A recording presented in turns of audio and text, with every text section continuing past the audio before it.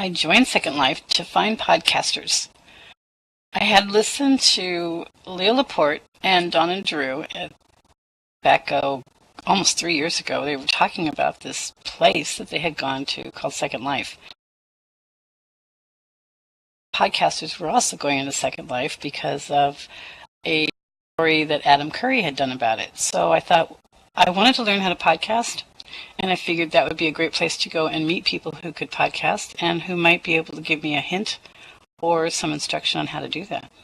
So I joined Second Life and went on a search for podcasters, having no idea what any of this was about, honestly. And when I got here, I discovered that it was another world. So I thought maybe I would stick around and see what else there was to be seen here. I'm not a big gamer.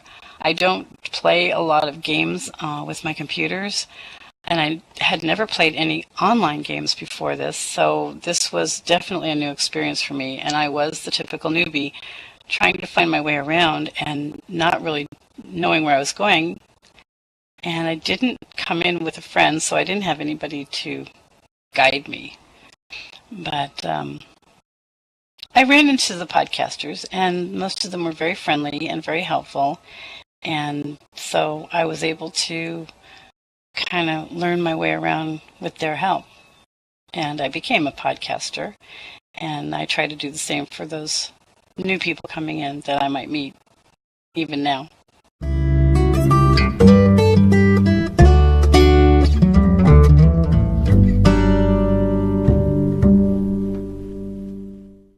Well, I've been in Second Life since May 3rd, 2006, and I've done a lot of different things, but I think it's all been kind of leaning up to working in the field of the media. Right now, I am a consulting producer for Yxes.TV, which they are actually transiting into Treat TV. They're going high def and widescreen, and they're changing their format and they're rebranding. So in July, they'll be announcing their new look, their new format as Treat TV. And we put on television shows in Second Life, and we hope to actually cross the virtual world's boundaries and do things in other virtual worlds as well. I do other things too. I have a couple stores in Second Life for some Wiccan ritual items that I've made, texturized to help other Wiccans in their travels, I guess you could say, in their studies.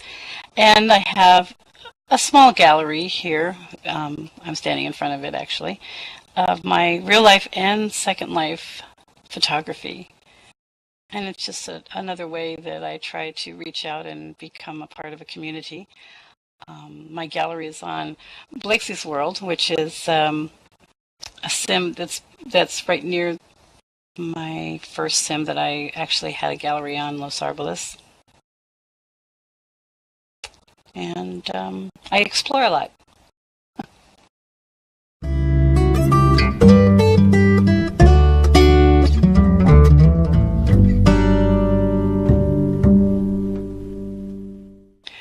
Well, SLCN has been filming shows for probably, well, maybe close to 2 years, I think.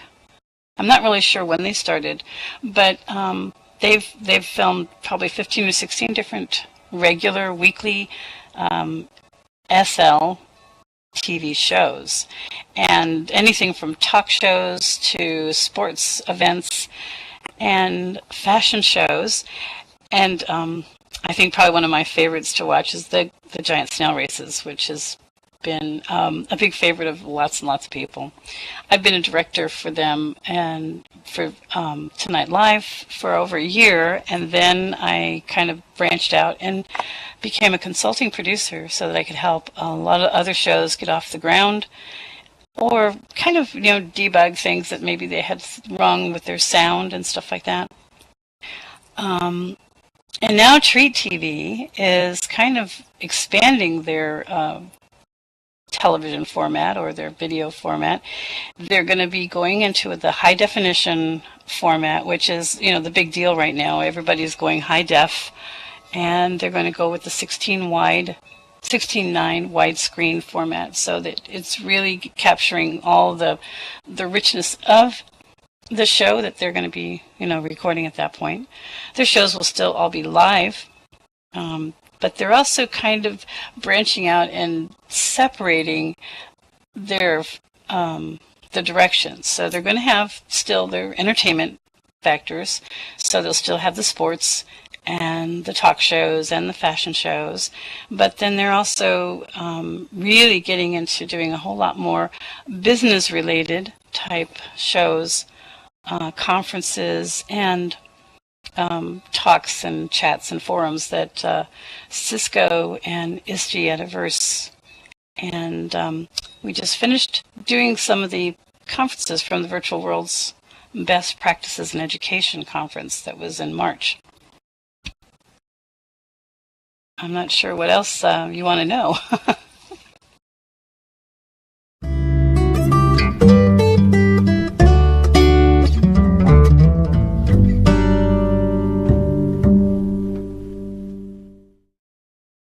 Well,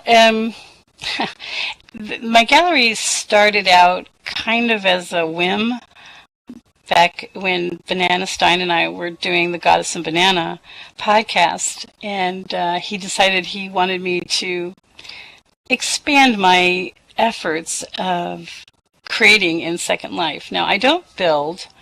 I never did learn how to build. I'm not, like an architecture type person, and Banana was extremely busy in building things and what have you. And so I think he was just trying to get me to explore and find my talents and find my my little niche here in Second Life. And so I have a fondness for photography, and I'm kind of an amateur photographer in real life, and I take tons and tons and tons of pictures, mostly of landscapes. And I have this thing about clouds. If the clouds, when we have clouds and they're really, really amazing, I'm out there taking pictures for hours sometimes.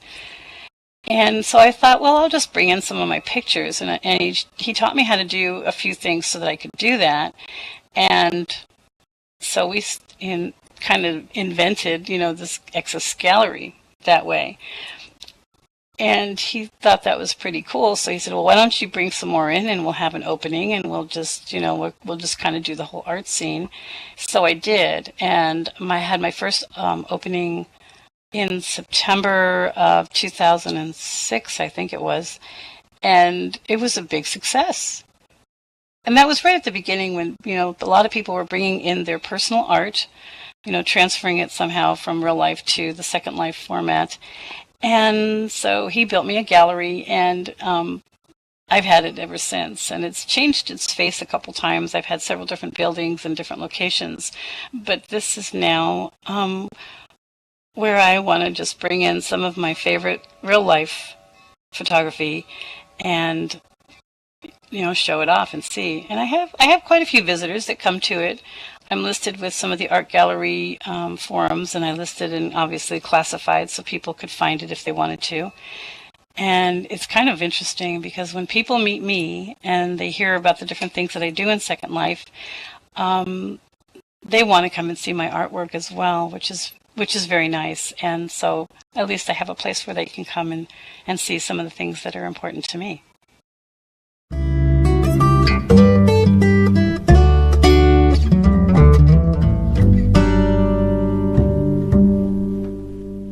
Well, the most impressive sim.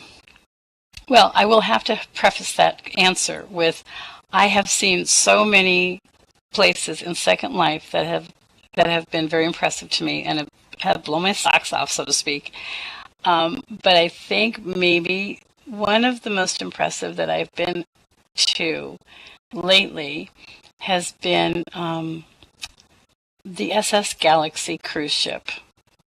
I haven't. I've been there a couple times, and I actually have kind of a special, or it's one of my favorites, I think, just because it's very romantic and it's something that one day I would like to take a cruise in real life, but I don't know how real that's ever going to happen.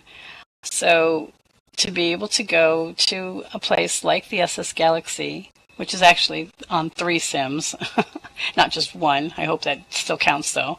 Um, and experience, kind of experience the cruise life for a week or a weekend or what have you. I mean, it was really a lot of fun to do that. And like I said, I see a lot of impressive sims or builds in Second Life. I do a lot of exploring, and I've been places that were just so astoundingly beautiful that you just want to stay there forever. And but the Galaxy probably was one that I've gone back to the most, and I've actually enjoyed, the features that it has.